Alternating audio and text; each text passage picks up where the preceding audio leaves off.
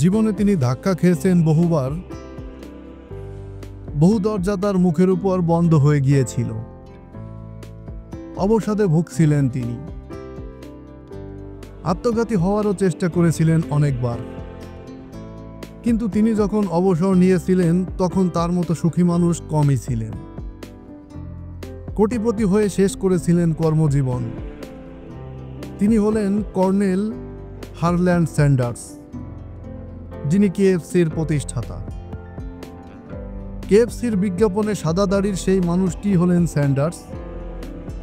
এখন পুরো দুনিয়ার শহরে মানুষ তাকে চিনে ফেলেছে। কিন্তু এই সাফল্যর নৈপথ্যে রয়েছে বিশাল এক ব্যর্থতার ইতিহাস। স্যান্ডার্সের বয়স যখন 6 তখন তার বাবার মৃত্যু হয়। ওই বয়সেই নিজের রান্না করতেন তিনি ভাই বোনদের দেখাশোনা করতেন। সপ্তম শ্রেণীর পর আর পড়াশোনা করা হয়নি তার। কৃষিকাজে নিযুক্ত হয়েছিলেন তিনি। বয়স লুকিয়ে সেনাবাহিনীতে যোগ দিয়েছিলেন স্যান্ডার্স। তখন তার বয়স মাত্র 16 বছর। পরের বছরই তাকে সসম্মানে সেনাবাহিনী থেকে মুক্ত করা হয়। তিনি শ্রমিক হিসেবে রেলের কাজে যোগ দেন। কিছুদিন যেতে না যেতেই সেই চাকরিও হারান স্যান্ডার্স। তিনি মায়ের কাছে ফিরে যান। মায়ের কাছে ফিরে গিয়ে বিমার এজেন্ট হিসেবে কাজ শুরু করেন। কিন্তু কপাল খারাপ, সেই চাকরিও চলে যায় স্যান্ডার্সের। 17 বছর যখন তার বয়স, ততদিনে 4টি চাকরি হারিয়েছেন স্যান্ডার্স। তবে তিনি কখনো থামেননি। একটা চাকরি যেত, অন্য চাকরিতে যোগ দিতেন। এভাবেই চলছিল তার সময়। মাঝে মাঝে হতাশ হয়ে আত্মহত্যার চেষ্টা করেছিলেন। এতবার ধাক্কা খাওয়ার পর স্যান্ডার্স বুঝতে পারেন তিনি একটা বিষয়েই দক্ষ, তা হলো রান্না করা।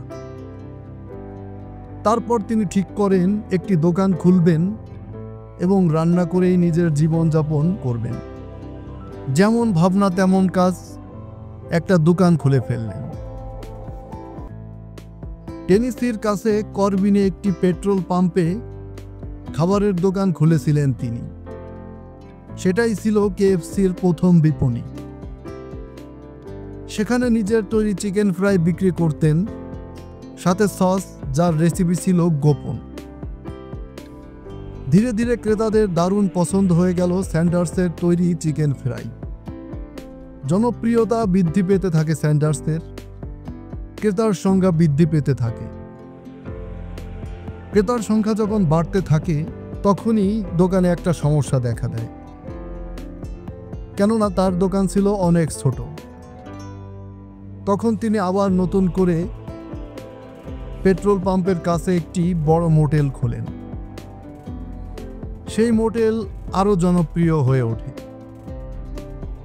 এতটাই জনপ্রিয় হয়ে ওঠে যে কেনটাকির গভর্নর তাকে কর্নেল খেতাব দেন। পুরো স্টেটে ছড়িয়ে পড়ে স্যান্ডার্স এবং তার চিকেন ফ্রাইয়ের নাম। তবে এই সাফল্য বেশি দিন দীর্ঘস্থায়ী হয়নি। স্যান্ডার্সের দোকানে এতটাই ভিড় হতে শুরু করে যে ওই রাস্তায় যানজট তৈরি হয়ে যায়, যার ফলে প্রশাসন তাকে সরে যেতে বলে এবং কোনো উপায় না পেয়ে তাকে দোকান ছেড়ে দিতে হয়। সময়ের সাথে সাথে ক্রেতারাও দূরে সরতে থাকে। যতই সময় যায় ঋণে ডুবতে থাকেন স্যান্ডার্স। নিজের জমানো টাকা দিয়ে তা মেটাতে থাকেন যতটুকু সম্ভব হয়। নিজের দেনা মেটানোর জন্য গ্রাহক খুঁজতে থাকেন স্যান্ডার্স। সেই সাথে নিজের চিকেন ফ্রাইয়ের রেসিপিও বিক্রি করার চেষ্টা করেন। যুক্তরাষ্ট্রের 1008টি রেস্তোরাঁ সেই রেসিপি কিনতে অস্বীকার করেছিল, কিন্তু অবশেষে রাজি হন 109তম রেস্তোরাঁ। এই রেস্তোরাঁ স্যান্ডার্সের প্রস্তাব মেনে নেয়। তার আগে কয়েক বছরে বারবার বদলেছেন সেই রেসিপি, যা মানুষের কাছে জনপ্রিয় ছিল, এবং নতুনভাবে সংযোজন করেন আরও নানান ধরনের মশলা। স্যান্ডার্স নিজেই জানিয়েছেন 11 রকমের মশলা ব্যবহার করতেন তিনি।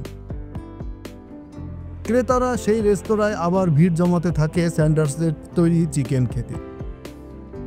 বিক্রি হওয়া প্রতিটি টুকরো চিকেনের জন্য রেস্তোরাঁর মালিক টাকা দিতেন স্যান্ডার্সকে। এটাই ছিল চুক্তি, যে পরিমাণ বিক্রি হবে সেই পরিমাণ টাকা পাবেন তিনি। চাহিদা বৃদ্ধি পেতে থাকে স্যান্ডার্সের তৈরি চিকেনের।